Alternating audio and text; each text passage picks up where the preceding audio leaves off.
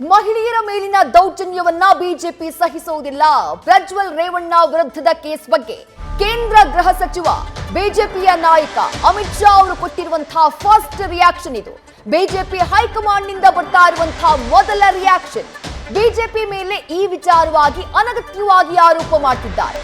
ಕಾಂಗ್ರೆಸ್ ಸರ್ಕಾರ ರಾಜ್ಯದಲ್ಲಿರೋದು, ಅವರು ತನಿಖೆ ಮಾಡಲಿ, ಅದನ್ನ ಬಿಟ್ಟು ಪ್ರಿಯಾಂಕಾ ಗಾಂಧಿ ಈ ಬಗ್ಗೆ ನಮ್ಮನ್ನ ಪ್ರಶ್ನೆ ಮಾಡ್ತಿದ್ದಾರೆ. ಅವರದ್ದೇ ಪಕ್ಷದ ಸಿಎಂ ರನ್ನ ಈ ಪ್ರಕರಣದ ಬಗ್ಗೆ ಪ್ರಶ್ನೆ ಮಾಡಿ ಕಾಂಗ್ರೆಸ್ಸಿಗರಿಗೆ ಕೇಂದ್ರ ಗೃಹ ಸಚಿವ ಅಮಿತ್ ಶಾ ಕೌಂಟರ್ ಅನ್ನ ಕೊಟ್ಟಿದ್ದಾರೆ. ಕಾಂಗ್ರೆಸ್ ಸರ್ಕಾರ ತ್ವರಿತವಾಗಿ ತನಿಖೆ ಯಾಕೆ ಮಾಡ್ತಾ ಇಲ್ಲ ಅಂತ ಪ್ರಶ್ನೆ ಮಾಡಿದ್ದಾರೆ. ಜೊತೆಗೆ ಮಹಿಳೆಯರ ಮೇಲಿನ ದೌರ್ಜನ್ಯವನ್ನ ಬಿಜೆಪಿ ಯಾವುದೇ ಕಾರಣಕ್ಕೂ ಸಹಿಸುವುದಿಲ್ಲ ಅಂತ ಸ್ಪಷ್ಟಪಡಿಸಿದ್ದಾರೆ ಕೇಂದ್ರ ಗೃಹ ಸಚಿವ ಅಮಿತ್ ಶಾ.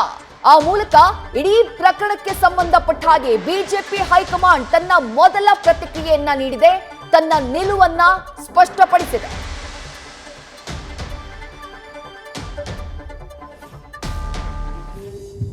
श्री रेवन्ना का जो समाचार पत्रों में और चैनलों में चल रहा है वो बिल्कुल आघातजनक है। ऐसा सहन किया ही नहीं जा सकता और भारतीय जनता पार्टी का स्टैंड बहुत स्पष्ट है। हम देश की मातृशक्ति के साथ खड़े हैं, देश की नारी शक्ति के साथ खड़े हैं। नरेंद्र मोदी जी का पूरे देश को एक कमिटमेंट है कि कहीं पर भी मातृशक्ति के अपमान को सहन नहीं किया जाना। परंतु कांग्रेस पार्टी जो हम पर आरोप लगाना चाहती है, मैं छोटी सी बात पूछना चाहता हूं, वहां सरकार किसकी है? सरकार कांग्रेस पार्टी की है। फेक वीडियो आपके ध्यान में ही होंगे क्योंकि टाइम पर रिलीज किए गए हैं। और अब तक कार्यवाही कांग्रेस पार्टी ने क्यों नहीं की? कार्यवाही हमने नहीं करनी है। ये लॉ एंड ऑर्डर का इश्यू स्टेट का इश्यू है। प्रियंका जी हमसे सवाल पूछ रही है, मैं प्रियंका जी को कहना चाहता हूं, नरेंद्र मोदी जी और मुझसे सवाल पूछने की जगह आपके मुख्यमंत्री उप मुख्यमंत्री को सवाल करिए कि आपकी सरकार क्या कर रही है, क्यों जांच नहीं हो रही है। हम जांच के पक्ष में है और हमारे साथी दल जेडीएस ने भी उन पर कदम उठाने की घोषणा की है।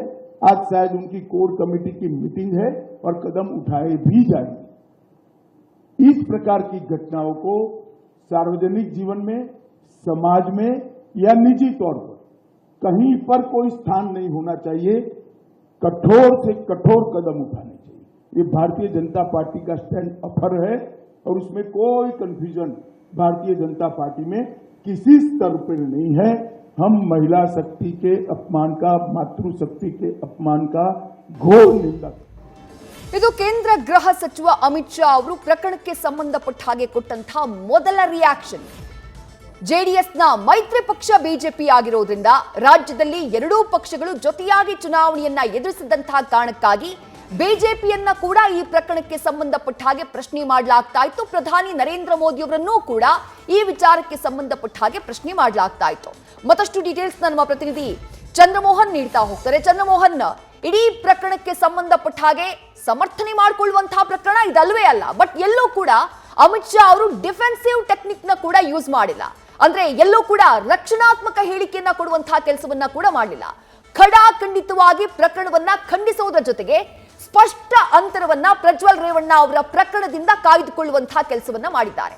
ಅಲ್ಲಿಗೆ ಕೇಂದ್ರದ ಬಿಜೆಪಿ ಹೈಕಮಾಂಡ್ ಈ ಪ್ರಕರಣಕ್ಕೆ ಸಂಬಂಧಪಟ್ಟ ಹಾಗೆ ಬಹಳ ಜಾಣ್ಮೆಯ ನಡೆಯನ್ನ ಅನುಸರಿಸಿದ್ಯಾ ಹೇಗೆ ಚಂದ್ರಮೋಹನ್? ಹೌದು ವಿದೇಶಿ, ಈಗ ಮುಖ್ಯವಾಗಿ ಕಳೆದ 2-3 ದಿನಗಳಿಂದ ರಾಜ್ಯದ ಕಾಂಗ್ರೆಸ್ನ ನಾಯಕರುಗಳು ಮತ್ತು ಕೇಂದ್ರದ ಕಾಂಗ್ರೆಸ್ನ ನಾಯಕರುಗಳು ಕೂಡ ಪ್ರಜ್ವಲ್ ರೇವಣ್ಣ ಪ್ರಕರಣದ ಬಗ್ಗೆ ಬಿಜೆಪಿ ನಾಯಕರ ನಿಲುವು ಏನು ಅನ್ನೋದನ್ನು ಪ್ರಶ್ನಿಸ್ತಾ ಇದ್ರು. ಪ್ರಧಾನಿ ಮೋದಿ ಅವರ ನಿಲುವು ಏನು, ಕೇಂದ್ರ ಗೃಹ ಸಚಿವ ಅಮಿತ್ ಶಾ ಅವರ ನಿಲುವು ಏನು, ಜೊತೆಗೆ ಕರ್ನಾಟಕ ರಾಜ್ಯದ ಬಿಜೆಪಿ ನಾಯಕರು ತಮ್ಮ ನಿಲುವು ಏನು ಅನ್ನೋದನ್ನ ಸ್ಪಷ್ಟಪಡಿಸಬೇಕು ಅಂತೇಳಿ DCM DK ಶಿವಕುಮಾರ್ ಅವರು ಮತ್ತು ರಾಜ್ಯದ ಮಹಿಳಾ ಕಾಂಗ್ರೆಸ್ನ ನಾಯಕರುಗಳು ಕೂಡ ಪ್ರಶ್ನೆಯನ್ನ ಮಾಡ್ತಾ ಇದ್ರು. ಇದಕ್ಕೀಗ ಬಿಜೆಪಿ ಹೈಕಮಾಂಡ್ನ ನಾಯಕ ಹಾಗೂ ಕೇಂದ್ರ ಗೃಹ ಸಚಿವ ಅಮಿತ್ ಶಾ ಅವರೇ ತಮ್ಮ ನಿಲುವು ಏನು ಅನ್ನೋದನ್ನ ಸ್ಪಷ್ಟಪಡಿಸಿದ್ದಾರೆ. ಜೊತೆಗೆ ಬಿಜೆಪಿ ಹೈಕಮಾಂಡ್ನ ನಿಲುವು ಏನು ಅನ್ನೋದನ್ನು ಕೂಡ ಸ್ಪಷ್ಟಪಡಿಸಿದ್ದಾರೆ. ಈಗ ಮೊದಲನೇದಾಗಿ ಅಮಿತ್ ಶಾ ಅವರು ಹೇಳಿರ್ತಕ್ಕಂಥದ್ದು ಪ್ರಜ್ವಲ್ ರೇವಣ್ಣ ಅವರ ಈ ಪೆನ್ ಡ್ರೈವ್ ಪ್ರಕರಣವನ್ನು ನಾವು ಖಂಡಿತವಾಗಿ ಒಪ್ಪಲಿಕ್ಕೆ ಸಾಧ್ಯನೇ ಇಲ್ಲ. ಜೊತೆಗೆ ಬಿಜೆಪಿ ಹೈಕಮಾಂಡ್, ಬಿಜೆಪಿ ಪಕ್ಷ, ಪ್ರಧಾನಿ ನರೇಂದ್ರ ಮೋದಿ ಅವರು ದೇಶದ ನಾರಿ ಶಕ್ತಿಯ ಜೊತೆಗಿದೆ, ದೇಶದ ಮಾತೃಶಕ್ತಿಯ ಜೊತೆಗಿದೆ. ಇಡೀ ಪ್ರಧಾನಿ ಮೋದಿಯವರ ಸರ್ಕಾರವೇ ಇಡೀ ದೇಶಾದ್ಯಂತ ಇರತಕ್ಕಂಥ ನಾರಿ ಶಕ್ತಿ, ಮಾತೃಶಕ್ತಿಯ ಘನತೆ, ಗೌರವವನ್ನು ಕಾಪಾಡ್ತೇವೆ. ನಾವು ಈಗ SIT ತನಿಖೆಯ ಪರವಾಗಿದ್ದೇವೆ, ತನಿಖೆಯನ್ನು ನಡೆಸಬೇಕು.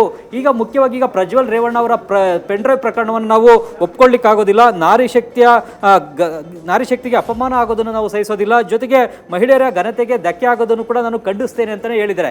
ಈ ಮೂಲಕವಾಗಿ ಪ್ರಜ್ವಲ್ ರೇವಣ್ಣ ಅವರು ವಿರುದ್ಧ ಇರತಕ್ಕಂಥ ಆರೋಪಗಳನ್ನ ಅವರು ಸಮರ್ಥಿಸಿಕೊಂಡಿಲ್ಲ, ಬದಲಿಗೆ ಅದನ್ನು ಖಂಡಿಸಿದ್ದಾರೆ. ಮತ್ತು ಪ್ರಜ್ವಲ್ ರೇವಣ್ಣ ಈಗ ಮಹಿಳೆಯರ ಮೇಲೆ ದೌರ್ಜನ್ಯವನ್ನು ನಡೆಸಿದ್ದಾರೆ, ಲೈಂಗಿಕ ದೌರ್ಜನ್ಯವನ್ನು ನಡೆಸಿದ್ದಾರೆ, ಲೈಂಗಿಕ ಕಿರುಕುಳ ಕೊಟ್ಟಿದ್ದಾರೆ, ಅತ್ಯಾಚಾರ ಕೂಡ ಮಾಡಿದ್ದಾರೆ ಅಂತಕ್ಕಂಥ ಆರೋಪಗಳನ್ನು ಈಗ ಬಿಜೆಪಿ ಹೈಕಮಾಂಡ್ ನಾಯಕ ಅಮಿತ್ ಶಾ ಕೂಡ ತೀವ್ರವಾಗಿ ಖಂಡಿಸಿದ್ದಾರೆ. ಈಗ ಈ ಪ್ರಕರಣದಲ್ಲಿ ಮುಖ್ಯವಾಗಿ ಈಗ ಕರ್ನಾಟಕದಲ್ಲಿ ಕಾಂಗ್ರೆಸ್ ಪಕ್ಷದ ಸರ್ಕಾರ ಇದೆ. ನ್ಯೂಸ್ ಫಸ್ಟ್ ನಿರ್ಭೀತಿಯಿಂದ ನಿಮ್ಮ ಪರವಾಗಿ.